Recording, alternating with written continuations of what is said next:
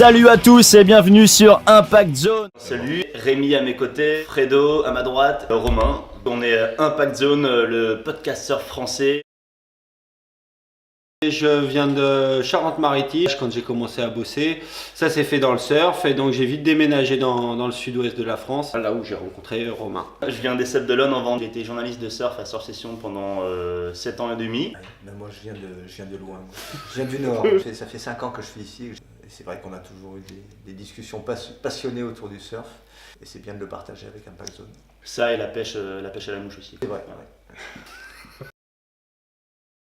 Alors il y a un truc qu'on peut direct dire, c'est que la technique, c'est Fred. À la base, je fais la technique. Après, de temps en temps, La critique. les techniques critiques. Tout ce qui finit en hic, ça me va bien. Rémi et moi on anime, donc c'est nous qu'on entend au micro. Moi ça faisait un peu plus de 3 ans que j'avais cette idée en tête. Même si on peut se dire que c'est quand même bizarre de traiter d'un sport qui est hyper visuel de manière audio, ça nous a libéré de toute contrainte. Il n'y a pas cette contrainte de texte ou de longueur que tu peux avoir dans la presse magazine. Et du coup, moi j'ai dû un peu me documenter quand même sur le format podcast. Moi j'écoute plus du CD, quoi, voire des cassettes. Moi je suis partisan de dire que le mec qui va nous écouter pendant 40 minutes, il est quand même intéressé par le côté pointu du surf.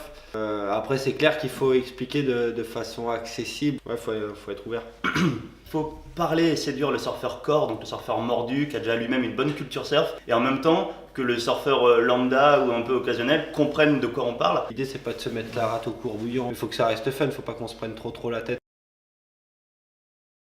Avant de commencer, on a droppé pas mal de sujets dans une boîte à sujets. Après, c'est vrai qu'il faut s'adapter à l'actualité. Les sujets WSL, c'est vrai que c'est la face visible de l'iceberg surf. On est content d'en parler. On ne veut pas non plus être que identifié de podcast de la WSL. Ça laisse la place pour d'autres sujets. On a une rubrique culture à chaque émission. On a une rubrique motivation, enfin des petits conseils un petit peu. Ça c'est Rémi qui s'en occupe, qui fait ça très bien.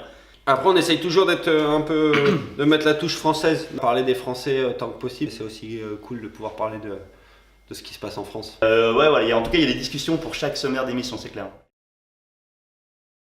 Au final, il n'y a pas une photo dans un magazine qui se passe avec un lycra. Le contenu qu'on nous sert, c'est que du free surf.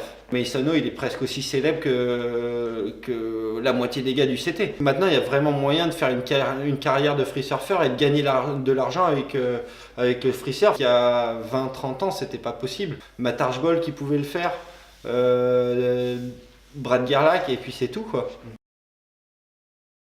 Sur l'histoire du ranch, pour moi, le ranch a vraiment sa place dans la WSL, puisqu'il n'a pas sa place ailleurs. Il y a une mutation du surf qui va vers un surf aseptisé, puisqu'on n'a plus le sens marin, on n'a plus la force des éléments. C'est la WSL qui va le prendre en charge, ça. C'est pas l'imaginaire commun du surf.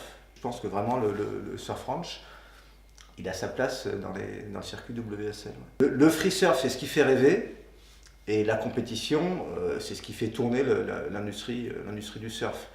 Il est évident que le modèle du ranch, c'est plus un business model qu'un dream model. D'accord. Et Romain, tu Non, c'est bon en fait.